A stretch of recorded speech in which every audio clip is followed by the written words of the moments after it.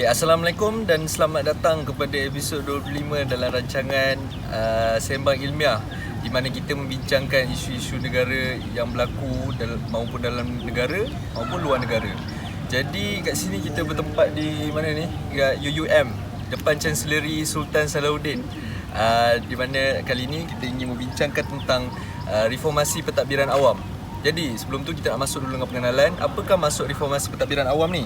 Okey, reformasi pentadbiran awam ni atau dalam bahasa Inggerisnya kita cakap NPM, New Public Management, di mana ia adalah satu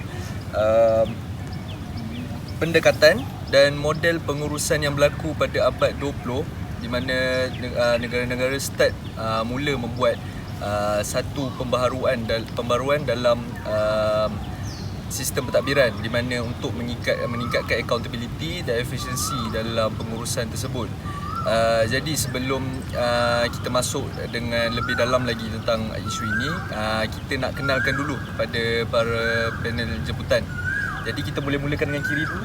Startkan rancangan ini. Okay, kita akan mulakan dengan soalan yang pertama. Okay, first kali mesti kita nak tahu apa maksud reformasi pentadbiran awam ni. Dan kita nak tahu prinsip utama dia lah. Jadi kita mulakan dengan Sofia. Apakah prinsip utama reformasi pentadbiran awam ni kalau dalam konteks Australia? Okey, baik. Terima kasih kepada host. Sebab sebelum tu kita nak bagi tahu dulu negara yang kita nak bandingkan ni adalah Australia dan New Zealand, reformasi pentadbiran awam. Jadi kita nak start dulu dengan prinsip utama. Okey. Terima kasih kepada host kita. Saya rasa topik kita pada hari ini cukup menarik untuk dibincangkan, iaitu reformasi pentadbiran awam. Dan reformasi pentadbiran awam ataupun pembaharuan dalam pentadbiran awam ni setiap tahun kita lihat pelbagai usaha, pelbagai daya gerak lah untuk meningkatkan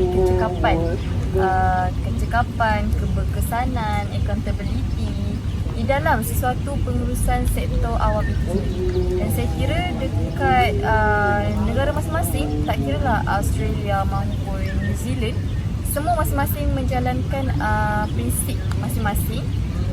Namun di Australia mengamalkan ataupun menggunakan prinsip ketulusan, iaitu sebagai prinsip utama mereka dalam menekankan keperluan ini baik bagi menjalankan pengurusan awam yang baik. Dan saya rasa ketulusan ini juga membantu mereka mencapai kepercayaan masyarakat untuk mempercayai kerajaan itu sendiri dalam mentadbir ataupun memastikan pengurusan penggunaan sumber awam. Itulah prinsip utama yang diamalkan di Australia, iaitu ketulusan. Okey, terima kasih kepada Sofia.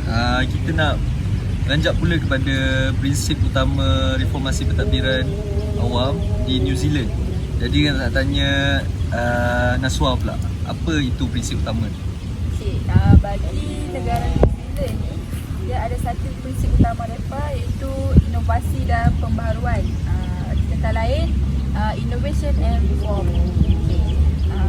Inovasi dalam prinsip ni, ia mendorong kepada penggunaan teknologi dan kaedah terkini dalam penyelenggaraan kerja-kerja kerajaan. Pembaharuan ni juga membantu untuk meningkatkan kecekapan dan keberkesanan sesebuah pentadbiran awam sendiri, especially kat New Zealand. Pembaharuan pentadbiran awam ni juga memerlukan kesepaduan dan komitmen yang penuh lah dari pihak berkepentingan. Contoh dia macam pihak kerajaan dalam sistem pentadbiran negara. Prinsip-prinsip ni membantu dalam mencapai tujuan pembaharuan yang lebih luas bagi meningkatkan kesejahteraan rakyat dan meningkatkan prestasi kerajaan dalam melakukan kerja-kerja pentadbiran awam. Kalau tadi kita dah tahu prinsip-prinsip utama kat dua negara ni, sekarang kita nak tahu pula bila dan mengapa berlakunya reformasi pentadbiran awam ni dekat Australia dan New Zealand ni. Jadi soalan pertamanya saya nak tanya kepada Iman dulu. Apakah bila dan mengapa berlaku reformasi pentadbiran awam di Australia? Terima kasih kepada host kita pada hari ini. Seperti yang kita sedia maklum, Reformasi pentadbiran awam ni berlaku pada tahun 1980 hingga dan 1990, dan di mana kemunculan ini adalah kerana yang pertama kerana tekanan ekonomi, iaitu berlaku krisis fiskal di mana Australia telah menghadapi kegawatan ekonomi dan defisit belanjawan yang meningkat, dan hal ini mendorong kepada pencarian untuk keberkesanan kos dan dalam perkhidmatan awam. Dan yang kedua adalah kerana anjakan ideologi di mana berlakunya kebangkitan neoliberalism, iaitu penguasaan idea pasaran bebas yang membawa kepada kepercayaan bahawa prinsip sektor swasta ni boleh meningkatkan kecekapan dalam pentadbiran awam. Dan yang ketiga adalah kerana momentum politik, iaitu pemilihan kerajaan konservatif berturut-turut pada tahun 1980-an dan 1990-an. Kerajaan buruh secara aktif memperjuangkan pembaharuan reformasi pentadbiran awam. Itu saja pada saya. Okey. Jadi kita seterusnya kita pergi kepada Amirah pula. Okey, tentang New Zealand. Okey, bila dan mengapa berlaku ni kat New Zealand ni? Terima kasih host kita. Okey. Bila dan mengapa? Bila New Zealand ni mengamalkan NPM, okey, yang pertama adalah pada sekitar pertengahan 1980-an. Okay, New Zealand memperkenalkan pembaharuan pengurusan awam bertujuan untuk meningkatkan kecekapan, accountability dan ketelusan sektor awam. Sebagai contoh, telah berlakunya pembaharuan struktur. Pembaharuan struktur bermaksud birokrasi besar diasingkan kepada lebih banyak agensi yang membawa kepada sektor awam yang lebih cekap dan fokus. Okay, disebabkan rakyat makin peka terhadap sistem pengurusan kerajaan, jadi memang perlu adanya perubahan-perubahan seperti ini. Itu saja. Jadi kita dah tahu bila dan mengapa berlaku reformasi pentadbiran awam di New Zealand dan Australia ni. Jadi kita nak tahu pula apa cara diorang melaksanakan reformasi pentadbiran awam tu sendiri. Jadi kita nak tanya dulu kepada Sofia, apakah pelaksanaan di Australia reformasi pentadbiran awam ni? Okey, baik, terima kasih.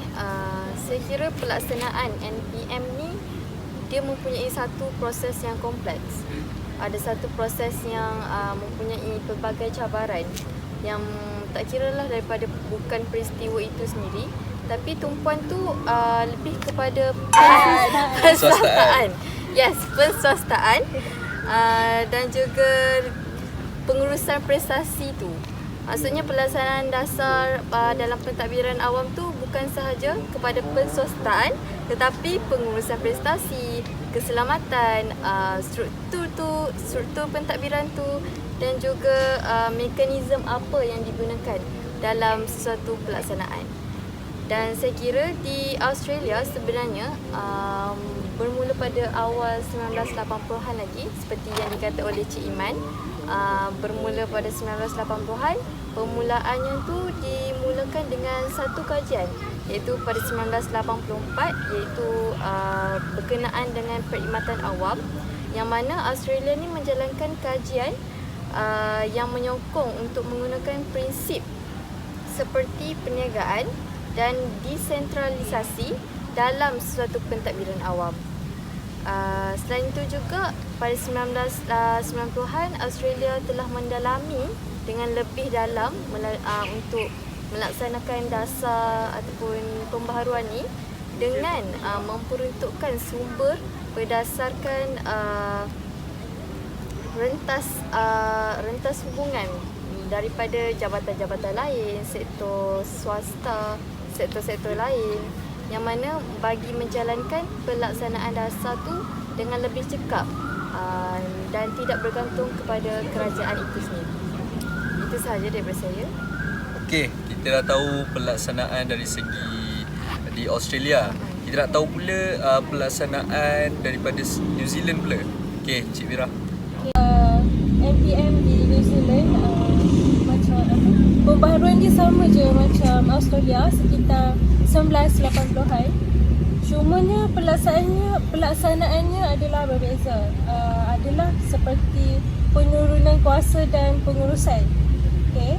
Jabatan kerajaan telah disusun semula mengasingkan kuasa dan mengamalkan amalan pengurusan sektor swasta. Ketua eksekutif dengan kontrak jangka tetap menggantikan setiausaha tetap, menekankan prestasi dan kecekapan. Itu sahaja. Kita sudah mengetahui tentang cara pelaksanaan antara dua negara ni dalam reformasi pentadbiran awam. Jadi kalau kita nak cakap tentang pembaharuan ni mestilah kita banyak benda yang kita nak barui, perbaiki dalam dan meningkatkan. Jadi kita nak tahu pula setiap apa yang perubahan yang diorang buat tu mesti ada cabaran dan berlakunya kejayaan. Jadi di sini kita come up with another question, which is apakah cabaran utama yang membawa kepada kejayaan ini dalam Australia? Pertama sekali kita nak tanya Australia dulu. Jadi Iman? Okay, antara kejayaan yang diperolehi oleh Australia adalah kecekapan dan pengurangan kos, di mana pengenalan tender kompetitif untuk perkhidmatan awam ni seperti pembersihan, catering pada tahun 1990 membawa kepada penjimatan kos yang ketara. Sebagai contoh, pada tahun 1997, tender kompetitif untuk perkhidmatan pembersihan di Hospital Australia telah menghasilkan pengurangan kos sebanyak 20% sambil mengekalkan kualiti perkhidmatan awam. Dan antara cabaran yang perlu dihadapi oleh negara Australia adalah kehilangan accountability, di mana hal ini memberi tumpuan semata-mata pada sasaran prestasi, boleh mengabaikan pertimbangan sosial dan alam sekitar yang penting. Jadi penswastaan utiliti air di beberapa negeri membawa kepada kebimbangan mengenai kemampuan dan equity access, terutamanya bagi masyarakat yang berpendapatan rendah. Naswa, apakah cabaran yang berlaku dan kejayaan yang datang sebelah situ? Okay, thank you host. Kalau New Zealand ni dia ada beberapa lah kejayaan dia yang dicapai melalui pentadbiran ni. Yang first, kejayaan yang pertama, kejayaan informasi di New Zealand dari segi integriti. Integriti ni bertujuan untuk membangunkan sistem pentadbiran yang lebih efisien, efektif, ketelusan dan berkualiti serta memastikan penjawat awam mematuhi nilai-nilai dasar integriti dan pemuafakatan dalam melakukan kerja-kerja pentadbiran. Okey, kalau dari segi cabaran pula, kita boleh tengok dalam tempoh pelaksanaan ni New Zealand mendapat kritikan lah kerana pendekatan radikal dan teknokratiknya dia melaksanakan. Ia juga didorong oleh pelaksanaan teori ekonomi seperti pemasaran dan perswastaan. Beberapa kritikan juga yang dianggap membawa kepada pengurangan kualiti perkhidmatan awam dan kekurangan accountability. Jadi terima kasih kepada semua panel yang ada, sedikit sebanyak bagi banyak informasi yang kita dapat tahu daripada reformasi pentadbiran awam ni, especially daripada dua negara ni. Reason saya pilih dua negara ni adalah sebenarnya reform pentadbiran awam ni adalah satu topik yang besar. Kita boleh nampak dia daripada informasi ni, kita boleh nampak daripada pelbagai aspek sebenarnya. Ada negara yang cuba bangunkan aspek accountability macam New Zealand tadi. Ada yang cuba bangunkan dari segi ekonomi, institusi, pengurusan pentadbiran itu sendiri, dan banyak lagi. Jadi saya nak cakap di sini, reformasi pentadbiran awam ni belum lagi habis kita dapat discuss sebenarnya, sebab tajuk ini amat besar. Jadi kita pun sudah sampai di akhir rancangan, dan saya ingin simpulkan sedikitlah bahawa reformasi pentadbiran awam ni sangat penting untuk kita menggerakkan kepada negara yang sedang membangun seterusnya kepada negara maju, kerana reformasi pentadbiran awam ni khususnya untuk meningkatkan accountability, efisiensi sesuatu negara itu sendiri. Jadi isu ini akan kupaskan dengan lebih lanjut pada masa akan datang. Jadi terima kasih kepada vendor yang sudi datang. Kita akan jumpa lagi selepas mungkin pada hari lain. Terima kasih dan Assalamualaikum. It's red.